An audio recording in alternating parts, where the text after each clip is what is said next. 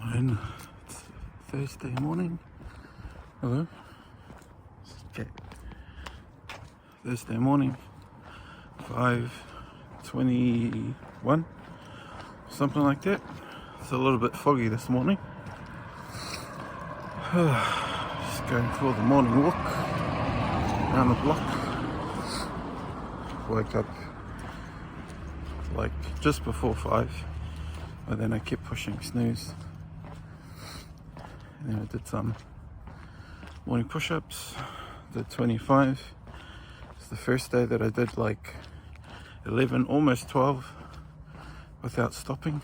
So that's progress, because I've been stopping around 10 or 7 or 8 or 9. So this morning I got to 11 and a half, which is pretty good. But I've just done push-ups. I was doing push-ups and squats and some of the other exercises. Now I'm just doing push-ups, so I think I'll stick with that. So my new goal or target is to try and do 100 a day. So the way I'm going to try and do that is basically do 25 4 times a day. This seems to be a bit more practical. I know I was thinking of doing 8, but doing it 8 times a day, it's actually really difficult with all of the traveling here and there that I've got. It's less practical. So like I can do 25 in the morning before I go for my walk, and then I guess I could technically do another 25 before I leave, but the timing's a bit off. That would mean that I've done 50 in the first sort of 3 hours, which is great to set up the day, but it seems a bit unrealistic. But then the second 25 would have to basically be like after I drop her off. But see, after I drop her off, I usually go to see Tonga at the studio, and then I usually go home if I don't have anything else, and then have lunch. So then I could do the second set before lunch or after lunch, and then that's 50, and then basically have the rest of the day. Technically the last 25 would be like before bed, and then it's just figuring out where to place the third one. Technically maybe it would be before dinner, after picking her up and going home. So maybe we'll see if that works today, because today I think the only main thing that I have is this multi-collective catch-up at a cafe in Hamilton. But aside from that, I don't think I really have anything else on. Oh, aside from the fact it's Thursday and we're driving back to Auckland. So, yeah. Speaking of driving back to Auckland, should be alright, should figure it out.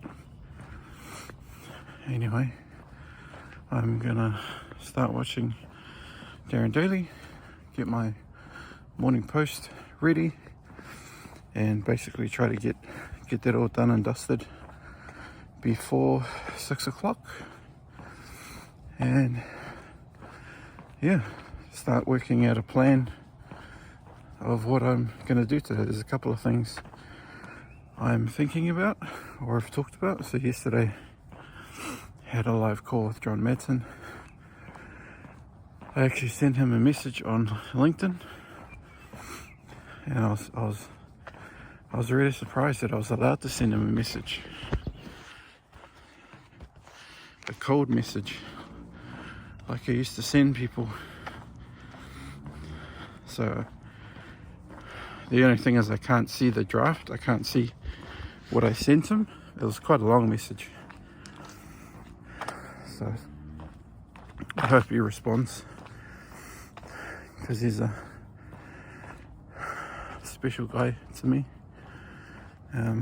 After hearing his story, so much resonance with what I'm trying to do, and yeah, I just feel like he's going to be a central figure, inspiration, connection somewhere down the road. But yeah, I'll probably start messaging a few other people like that, because I'm actually starting to push myself a lot more outside of my comfort zone with this whole, I'm starting to manifest or conjure, you know, what I'm actually trying to do. So yeah, anyway, I'm going to focus on my walk. Yo, just at the Hamilton Lake, going for a hikoi. Just dropped the missus off, so it's a little after 8, 8:15, 8:30ish. It's pretty foggy out here, if you can tell. But it's got this like, yeah, it's kind of haze in the air. Just thinking and reflecting on some of the things that I've got to do today. And then I'm trying to think about today's Darren Daily, which is actually a very simple message. It was a minute video. It was an animated one, and it was about self-acceptance, and that the secret key to being more attractive, or attractiveness, is like basically self-acceptance and understanding that you are a masterpiece, you are beautiful as you are, and that our flaws are what make us unique and special. So, you know, people with freckles or scars or whatever, like, that's what makes them unique. And I thought of it as beauty from a societal perspective is all about the external, when what I take away from this is beauty is really about the internal, like the mindset, how you perceive yourself. And you can kind of notice, like, people that are really confident in themselves, they're just more attractive because of it, because they kind of accept who they are. But then the catch is that you can always be better. So it doesn't mean that, you know, if you're wildly overweight or obese or something, and then you can just go, oh yeah, I'm beautiful, I don't need to change. It's like, no, you can be better. You know, look at me, I'm, you know, still considered obese, BMI is really high, and I can eat better, I can work out more, I can change my wardrobe, and I can, you know, groom myself and look a bit more presentable. So it's kind of understanding that and being okay with that is the main part. It's not always about, yeah, because that's the danger, right? The danger is, well, I'm fine as I am, I don't need to change. It's like, no, you should change. We should always strive to be better, whether that's internal or external. But most of the time, everything comes from within. We are the power source. We are the force that drives everything around us. So in a way, we are godly, we are the universe. So when I said on the call yesterday, I said, oh, the universe is conspiring to help me, this guy said to me, he said, no bro, what's buzzy, and that blows his mind, is that if I didn't make those actions, nothing would have changed. So I was the fuel source. Anyway, I need to put the phone down.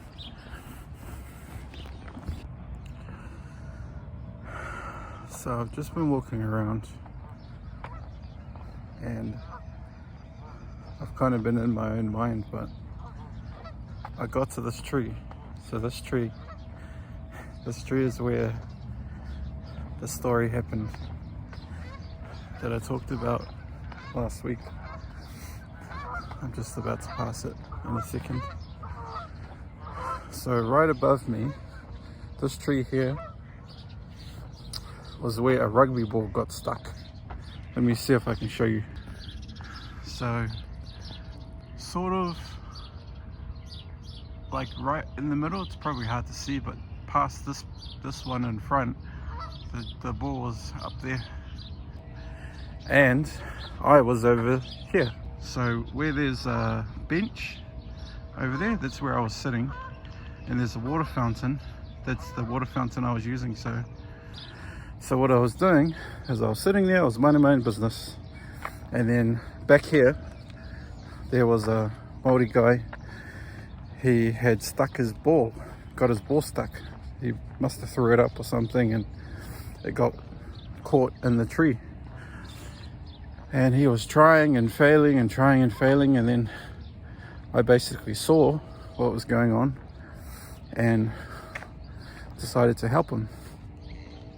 So I filled up my water bottle, started to walk over, and then by the time I got like to the water bottle fountain, he was already walking away.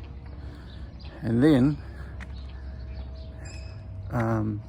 I tried to get it out of the tree, and I failed half a dozen times. And then by that time, one of the groundskeepers came around in his little vehicle, and he had like, brooms and stuff, and he was just about to get out and help me. And then just water. And then these two guys decide to, two guys from the crew over there, they decide to give me a hand. So they walk over with like a piece of timber and basically poke the ball out of the tree, which I then have to deal with the fact that, okay, now I have to chase after. I mean, I didn't have to, but I decided that I was gonna chase the guy down and return his ball. So I did, and it took, I don't know, at least 10 minutes of me jogging. I tried to like run across the grass, take shortcuts and stuff.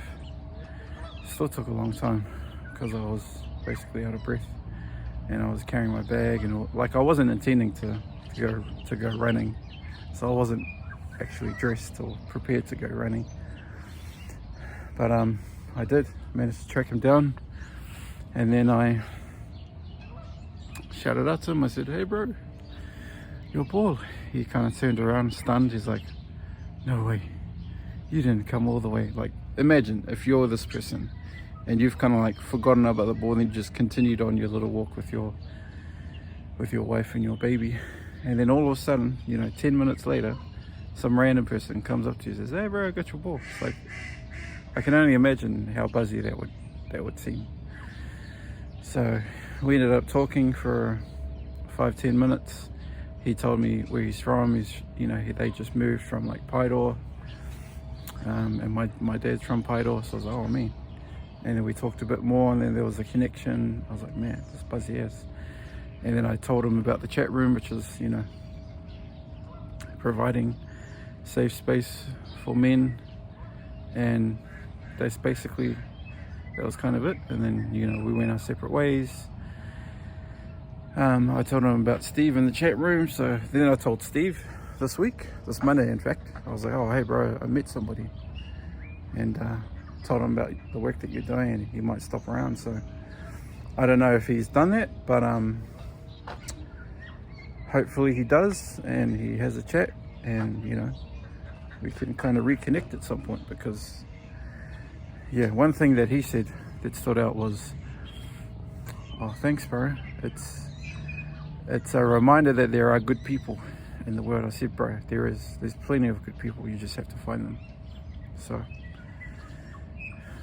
it's a message that we probably all need to remember. I'm really tired, eh? I think I'm mentally tired. There's just been a lot going on lately, and it makes me think that, you know, instead of maybe rushing around and trying to be productive, like maybe I just need to listen to the signs and just kind of chill. So I almost don't want to do any talking. I just kind of want to stay at the lake. So I'm kind of like a third of the way around, and I might just sit at this bench here. It's a little wet, but yeah, actually maybe not, because I'm wearing like white pants and that'll just show up. Yeah, nah. I guess I'll just keep walking around. Wasn't really planning to do a whole lap, but it's so nice here. It's nice and quiet. It gives me time to reflect, because I noticed that it's like I'm exhausted just talking. It makes me tired. I don't understand why. Anyway, that should probably be a sign to put the phone down, Nathan, and just try to relax. Anyway, I will see you later. Yo. So I'm almost finished, just walking back to the car. Almost done a lap. See you in a bit. Yo, just checking my watch for exercise. 574 calories, 4,800 steps, 103 to 116 beats per minute, 15-minute average pace, 3.5 kilometers, 54 minutes. So it's 9:23. Just got on the car. Glasses fogging up. Mix of hot, out of breath, and cool. I don't know what it is there, but I just feel knackered. I feel drained, like I need to have a rest or something. I might have a shower and yeah, go home, have a shower, just have like a nap or something. Because I just got a phone call from this guy that I met last week. I've double booked myself, so he's like, oh, are we still on for 11:30? I'm like, crap, I've got a 12 o'clock. So fortunately he's going to meet me at the cafe that I'm meeting with these other people at 12. So between now and then, basically I've got 2 hours to recuperate, figure out what's going on, and yeah, better go home. I wanted to call somebody, but I don't know if I should. Anyway, I'm gonna go. See you later. Yo, it's like 9 something at night. I know you can't see me, I'm in bed. I'm just super tired, so I'm gonna sign out for the day. It's been a long day. I'll talk about it tomorrow. See you tomorrow.